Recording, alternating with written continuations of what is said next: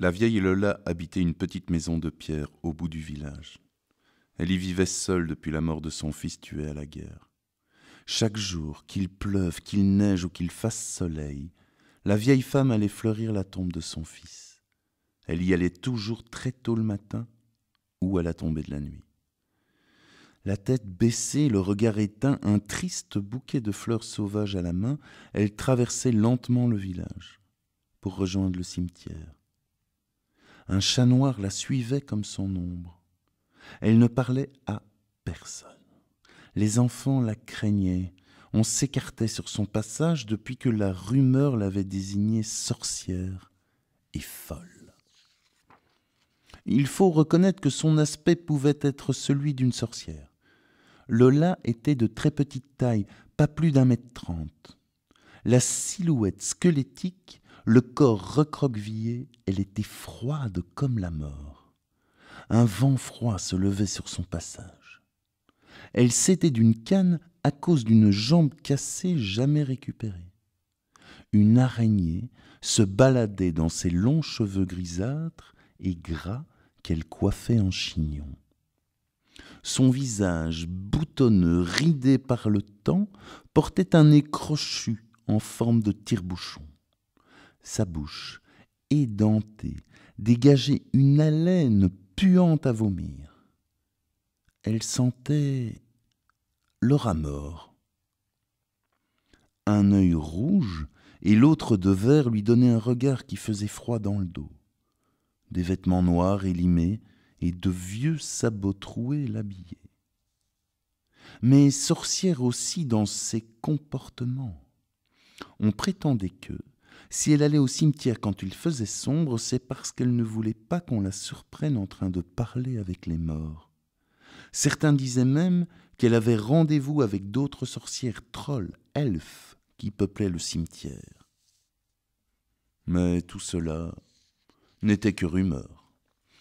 On la disait folle pour la simple raison qu'elle fleurissait une tombe différente chaque jour.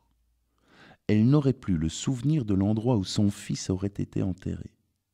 Le plus étrange était peut-être son comportement devant une statue, celle de l'homme de pierre située dès l'entrée du cimetière. Chaque jour, elle s'arrêtait devant celui qu'elle considérait dans le cimetière comme son Seigneur, quasiment son Dieu. Elle s'inclinait, faisait la référence et lui parlait quelques instants avant de quitter silencieusement les lieux. Ce matin-là, très très tôt, comme à son habitude, la vieille Lola s'apprête à quitter le cimetière où elle vient de fleurir une tombe. Arrivée à la hauteur de la statue de l'homme de pierre, elle s'arrête et se prosterne avec respect devant celui qu'elle considère comme son Seigneur. La tête baissée, elle lui parle et prie. C'est exactement à cet instant qu'elle ressent l'impression d'être observée. Elle sursaute. Incroyable, inimaginable. La vieille femme est stupéfaite, terrifiée. Elle est tétanisée, ne peut plus faire un geste. Les yeux de l'homme de pierre sont en feu et la brûlent.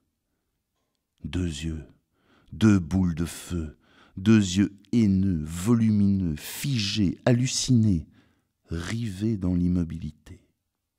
2 yeux, multipliés toujours par 2.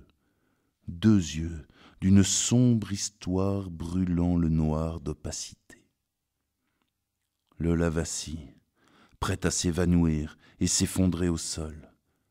Elle parvient quand même à courir, à s'enfuir, poursuivie par des rapaces aux griffes acérées, eux aussi les yeux brûlants de feu.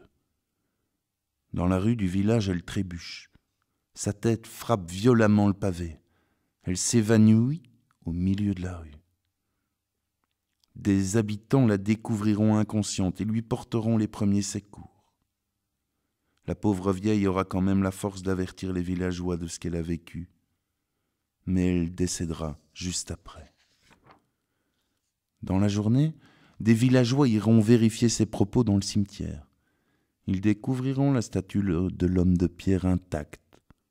Quelqu'un trouvera pourtant étrange qu'une trace noire, comme de la suie, dessine le contour des yeux de la statue. comme s'ils avaient été brûlés. Plus étrange encore, la présence d'un rapace perché sur l'épaule de l'homme de pierre. Il n'en fallut pas plus pour convaincre les villageois des dires de la vieille Lola. Pendant des semaines et des mois, les habitants paniqués ne s'approchèrent plus du cimetière. La peur s'installa. À la fin des années 1880, on décida de conjurer le sort. On inventa et construit El Poyer, un géant sympathique et souriant censé remplacer l'homme de pierre. Quelque temps plus tard, on lui associa Pélagie, un géant féminin. Certains diront qu'avec ce couple, on avait réconcilié l'homme de pierre et la vieille Lola. Aujourd'hui, le mystère reste entier.